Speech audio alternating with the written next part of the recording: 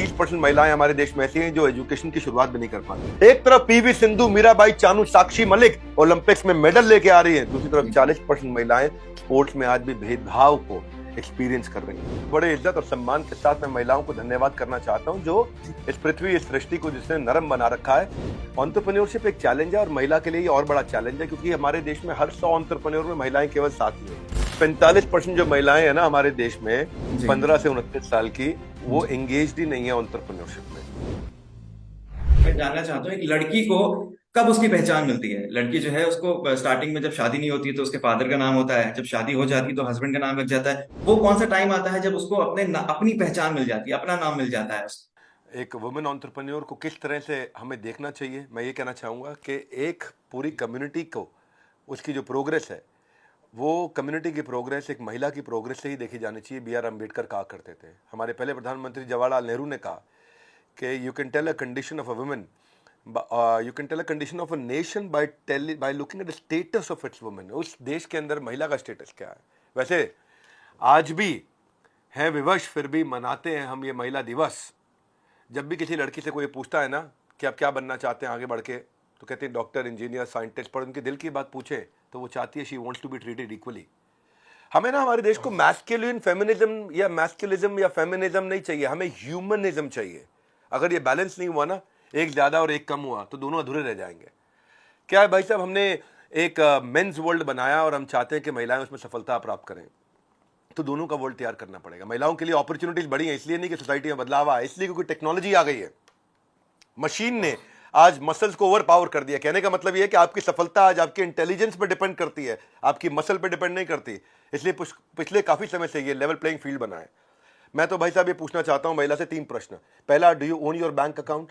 दूसरा, क्या आपकी अपनी इंश्योरेंस है? तीसरा, क्या आप अपनी इन्वेस्टमेंट खुद कर सकते हैं? अगर आपका बैंक अकाउंट है, इंश्योरेंस आप खुद ले सकती हैं, इन्वेस्टमेंट अपनी कर सकती हैं, जो कि मेजॉरिटी वुमेन हमारे देश में ना बोल देंगी। फाइनेंशियल इंडिपेंडेंस अगर नहीं मिलेगा ना, तो उसका आंसर कभी मिल नहीं सकता है। तो महिलाओं की हमारे देश में 2 साइड है। एक तरफ सिंधु ताई जो 1,500 ऑर्फन बच्चों को, अनाथ बच्चों को जिन्होंने पाला था, और दूसरी तरफ 1.5 करोड़ महिलाएं जो आज भी हमारे देश में विक्टिम है सेक्स ट्रैफिकिंग की।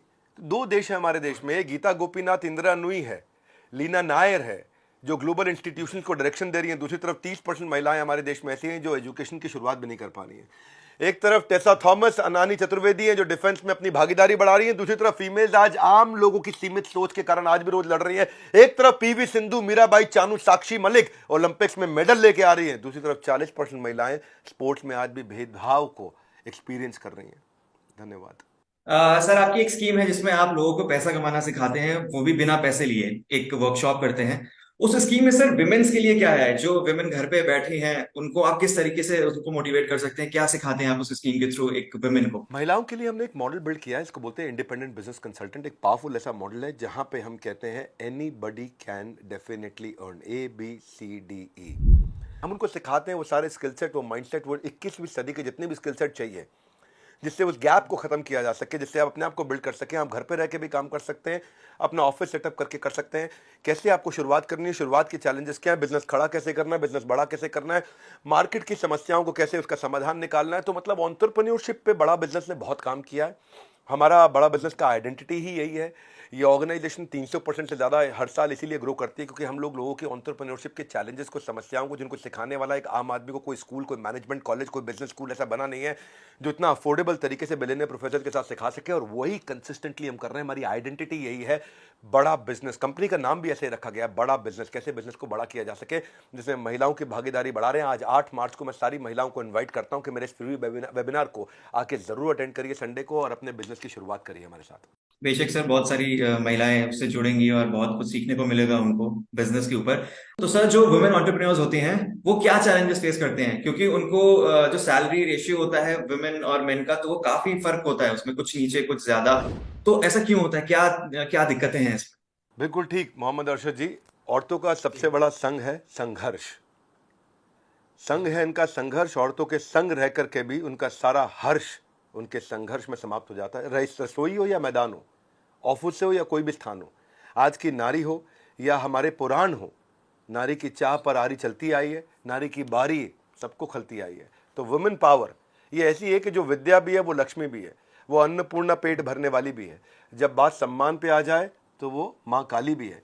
तो आपका जो सवाल था उस पर आता हूँ कि वुमेन एंटरप्रेन्योर क्या चैलेंज फेस कर रहे हैं और जो डिस्पैरिटी है अर्निंग में। एंटरप्रेन्योरशिप एक चैलेंज है और महिला के लिए ये और बड़ा चैलेंज है, क्योंकि हमारे देश में हर 100 एंटरप्रेन्योर में महिलाएं केवल 7 ही हैं। उनको चाहिए क्या? उनको शुरुआत में फैमिली चाहिए, फंड्स चाहिए, फ्रेंड्स चाहिए, फ्री वर्किंग एनवायरनमेंट चाहिए, एक फियर फ्री एनवायरनमेंट चाहिए। तो ऐसे कहूँगा मैं आपको मोहम्मद अरशद जी कि नारी में जो ना है, इसका मतलब यह नहीं है कि ना उसके लिए बना है। तो मैं आज आपको बताऊंगा कि 4-5 ऐसे चैलेंजेस या खासतौर से 4 ऐसे चैलेंज जो महिला को आते हैं, जिसको अगर ठीक किया जाए तो वो वुमेन सुपर वुमेन बन सकती है। पहला है सोशल एक्सपेक्टेशन। उससे एक्सपेक्ट किया जाता है वो घर के सारे काम संभाल ले। पहले काम भी करना हो तो भी नाश्ता भी वही बनाए, खाना भी वही बनाए, रात का खाना भी वही बनाए, बिस्तरा भी वही ठीक करे, कपड़े भी वही लगाए, प्रेस भी वही करे, सबका घर के सारे काम, साफ सफाई से लेकर के कपड़े धुलाई से लेकर के। तो वो जो सोशल एक्सपेक्टेशन है वो उसको समय नहीं दे पाता है। दूसरा, उसको फंड्स का एक्सेस नहीं मिलता है।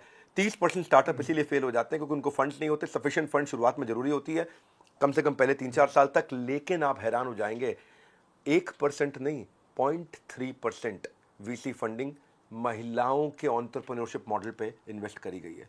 यानी कि 1% भी पैसा, केवल 0.3% पैसा वीसी फंडिंग जो है वो इंडियन वुमेन लेड कंपनीज पे आया है।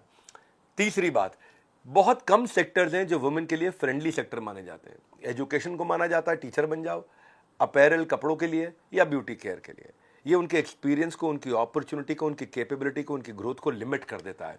अगर ज़्यादा सेक्टर वुमेन फ्रेंडली बने तो बात बनेगी। और चौथी चीज़, उनकी मोबिलिटी की दिक्कत। आज भी भारत को उतना सेफ महिलाओं के लिए नहीं माना जा रहा है। पेरेंट्स और फैमिली मेंबर्स इस स्ट्रेस में रहते हैं कि वो ट्रैवल करेगी, किस होटल में रहेगी, होटल में सेफ रहेगी नहीं रहेगी। मोटराइज्ड व्हीकल अगर आप देखेंगे तो जितने पुरुषों के पास हैं, अगर हमारे यहाँ महिलाएं गाड़ियां और बाइक स्कूटर केवल 10% पे भी पहुंच जाएं पुरुषों के मुकाबले, तो बहुत फ़र्क आ जाएगा मोबिलिटी में। अगर उनकी मोबिलिटी लिमिट हो जाती है, वो ट्रैवल नहीं कर पाती हैं, वो बाहर नहीं जा पाती हैं, तो उनकी ग्रोथ को ये बहुत रुकावट देता है। कमाल की बात है, जिस देश में हर साल बोर्ड के एग्जाम्स में महिलाएं आगे रहती हैं, लड़कियां आगे रहती हैं, वहीं एक मानसिकता की वजह से पे में पिछड़ जाती हैं। जिस पे की बात आप कर रहे थे, स्त्री कभी हारती नहीं है, उसे हराया जाता है। समाज क्या कहेगा ये कह के उसे डराया जाता है। तो मैं इस प्रश्न को समाप्त करने से पहले स्वीडन का बता दूं। स्वीडन जेंडर इक्वालिटी पॉलिसी उनकी इतनी अच्छी है कि वुमेन रैंक उसकी जो है नंबर 1 इस समय वर्ल्ड में, खासतौर से ईयू जेंडर इक्वालिटी इंडेक्स में। हमने बात कर ली महिलाओं की प्रॉब्लम्स की और उसके पीछे क्या रीजंस हैं। अब इसका समाधान क्या हो सकता है कि विमेन एंटरप्रेन्योर्स की जो हिस्सेदारी है वो बढ़े? क्या रीजन हो सकता है, क्या सॉल्यूशन हो सकता है? मैं देखो, महिलाओं को क्या चाहिए? आप उनकी हिस्सेदारी बढ़ाना चाहते हैं, उनको equality, better treatment, they don't want to be judged, उनको फाइनेंशियल इंडिपेंडेंस चाहिए, ठीक है। अब देखो, लेकिन हो क्या रहा है हमारे देश में? औरत की हालत हमारे देश में एक फूल की तरह है। फूल कैसा है? या तो उसे भगवान के दर्जे पे सजाया जाता है या पैरों के तले उसको रौंदा गया है। एक तरफ तो वो मर्दानी है, दूसरी तरफ वो मर्द जो लिख रहे हैं अपनी महिला की कहानी है। क से किचन, क से करियर। तो क से किचन, क से करियर में एक पे ध्यान दे दिया, पर एक क यानी किचन पे ध्यान दे दिया, पर दूसरा क करियर बनाने पे ध्यान ही नहीं दिया। तो आपको ये स्वीडन से आप सीख सकते हैं बेस्ट प्रैक्टिस। वो फ्री नेटल केयर देता है, वो maternity leave, paternity leave combined 480 दिन की देता है, वो मंथली अलाउंस देता है पर चाइल्ड के। वो महिला अपने बच्चे का अलाउंस दे देंगे, उसको पैसा दे देंगे 16वें जन्मदिन तक, तो महिला काम भी कर पाती है साथ साथ। वो जेंडर इक्वालिटी पे अलग ही लेवल का काम कर रहे हैं। ये अलग ही देश है। ये कहता है कि लड़कियों को बाइक, स्कूटर, कार और गन जैसे खिलौने भी दे दो और लड़कों को डॉल से भी खेलना सिखाओ। आपको पता है आज स्वीडन में 66% जो कॉलेज के डिप्लोमा है वो फीमेल स्टूडेंट को मिल रहे हैं, लड़कों से भी ज्यादा मिल रहे हैं। आधे मंत्री उनके देश के अंदर महिलाएं हैं। Half of the country's ministers are women. तो जो स्वीडिश महिला है वो 87% ऑफ मैन्स इनकम जनरेट कर रही है। ये काफी अच्छा नंबर माना जाता है। भारत के अंदर अभी केवल 33%, शहरों में भी केवल 33% महिलाएं इंडिपेंडेंट इन्वेस्टमेंट कर पाती हैं। तो तकलीफ कहाँ है? आज जो हमारे देश में रेप केस हो रहे हैं उसमें 10% से कम रिपोर्ट होते हैं, और जो 10% रिपोर्ट होते हैं उसमें भी 95% जो ऑफेंडर है वो उसका अपना जानने वाला रिश्तेदार होता है, चाचा होता है, ताऊ होता है, दूर का मौसा फूफा होता है। जो रेप करने वाला है वो असली प्रॉब्लम घर के अंदर है, घर के बाहर नहीं है। लड़कियों के अंदर एक साहस पैदा करना है। चुप्पी तोड़ो, थोड़ा खुल के बोलो। जो प्रॉब्लम घर के अंदर है, जब उसको ठीक कर दिया तो महिलाओं को जगह मिल जाएगी। कुछ ऐसा काम नवनीत सिकेरा जी ने भी किया था, जिन्होंने एक हेल्पलाइन चालू की थी कंप्लेंट रजिस्टर कराओ, एक्शन होगा 24 घंटे के अंदर। हेल्पलाइन बहुत है लेकिन उसका एग्जीक्यूशन नहीं हो पाता है। तो आप दुनिया भर से अगर बेस्ट प्रैक्टिस ले लो, एक मैं वर्ल्ड बैंक का एक इनिशिएटिव है V5, जैसे होता है वाईफाई, ऐसे उन्होंने बनाया V5 में वो $250 मिलियन वुमेन एंटरप्रेन्योर की मदद के लिए उन्होंने दिया है। कनाडा गवर्नमेंट ने क्या बोला है कि हम चाहते हैं कि हमारे यहाँ डबल कर दे हम महिलाओं का पार्टिसिपेशन एंटरप्रेन्योरशिप में। भारत देश को भी करना चाहिए। कैनेडियन गवर्नमेंट $1.5 बिलियन लगा रहा है इसके लिए। अगर आप चेक करो, आयरलैंड ने 2025 का एक इनिशिएटिव लेकर के आया। उनका एम है कि 100% आयरलैंड की महिलाएं वुमेन लेड कंपनीज में 2025 तक पार्टिसिपेट कर सकें। यूएस ने भी एक बिजनेस सेंटर बनाने शुरू कर दिए महिलाओं के। उन्होंने 1.5 लाख महिलाओं के लिए बिजनेस सेंटर बना दिए। अगर आपके पास ऑफिस नहीं है तो आप यहां पे आके training, mentoring, business development, funding, opportunity, महिलाओं के लिए अलग ऑफिस बना दिए उन्होंने। यहां पे आकर के आप फ्री में सुविधा लेकर जाइए। इसको WBC बोलते हैं, women business centre in USA. Australia की एक मुझे चीज अच्छी लगी, आप देखेंगे अर्शद भाई, ऑस्ट्रेलिया ने एक्सेलरेटर और इंक्यूबेटर महिलाओं के लिए अलग कर दिए। उन्होंने क्या किया, सपोर्ट, उनको क्वालिफाई कराना, उनको एडवाइस करना, उनको शोकेस कराना, उनकी स्टार्टअप फंडिंग के लिए उनको विमेन लेड बिजनेस को अलग लेवल का सपोर्ट देना। तो बेसिकली अगर ये सब किया जाए तो महिलाओं को बहुत फायदा होगा। तो सर, जो फीमेल एंटरप्रेन्योर्स हैं जो घर पर रहती हैं, वो फैमिली भी डील करती हैं, घर के काम भी डील करती हैं, बाहर सोसाइटी की चीजें भी डील करती हैं, जॉब भी डील करती हैं, तो उनके लिए उनकी मेंटल हेल्थ कितनी इंपॉर्टेंट है? मोहम्मद अर्शद जी, बहुत इंपॉर्टेंट है। वही क्रिएट करती है, नर्चर करती है और ट्रांसफॉर्म करती है इस पूरी पृथ्वी को। ऐसे में महिला वो नारी है, बेचारी नहीं है। उसका मेंटली स्ट्रांग होना बहुत जरूरी है। अदरवाइज वो मेंटली स्ट्रांग नहीं होगी तो स्ट्रांगली मेंटल हो जाएगी और वो ब्रेकडाउन को सफर करेगी। हाँ, उसको एडवर्सिटी को अपॉर्चुनिटी में कन्वर्ट करना है। उसके पास में ऐसे रेफरेंस पॉइंट्स होनी चाहिए, उसको ऐसी बायोग्राफीज पढ़नी चाहिए, उसको ऐसी बायोग्राफी बेस्ड मूवीज और बुक्स पढ़नी चाहिए जिससे उसको इंस्पिरेशन मिल सके, जिससे वो स्ट्रेस को स्ट्रैटेजी में बनाए, जिससे वो होपलेस एंड को एंडलेस होप बनाए, जिससे वो गिव अप नहीं करे, वो गेटअप करे। उत्तिष्ठ जागृत प्राप्य वर्ण ने बोलता, जैसे स्वामी विवेकानंद ने कहा, उठो खड़ो जागो हो आगे बढ़ो। उनको आज उन चीजों पे फोकस करना चाहिए जिसको वो कंट्रोल कर सकती हैं। मैं ये कहना चाहता हूं कि आज मोहम्मद अर्शद भाई, मैं आपके इस इंटरव्यू से और आपके माध्यम से सबको बताना चाहता हूं। क्यों बता रहा हूं? क्योंकि मैं फ्री में मदद करने जा रहा हूं, एब्सोल्युटली फ्री, 1 रुपया नहीं ले रहा हूं। महिलाओं एंटरप्रेन्योर्स के लिए मैं एक वेबिनार करने जा रहा हूं इस संडे को दोपहर को 12 बजे, जिसका मैं लिंक दे रहा हूं, जहां मैं उनको एंटरप्रेन्योरशिप के कई टिप्स और ट्रिक्स और स्ट्रैटेजी दूंगा, लेकिन कंप्लीटली फ्री दूंगा। आपके चैनल के माध्यम से मैं पहुंचाना चाहता हूं, क्योंकि आज वुमेन्स डे है और साल में एक बार वुमेन्स डे पे हम कुछ ना कुछ स्पेशल लेकर के आते हैं। तो सब महिलाओं के लिए ये सोलोप्रेन्योरशिप पे और एंटरप्रेन्योरशिप पे हम फ्री प्रोग्राम करेंगे। उनको मेंटली स्ट्रांग बनाने में और उनको बिजनेस के लिए भी स्ट्रांग बनाने में मदद करना चाहते हैं।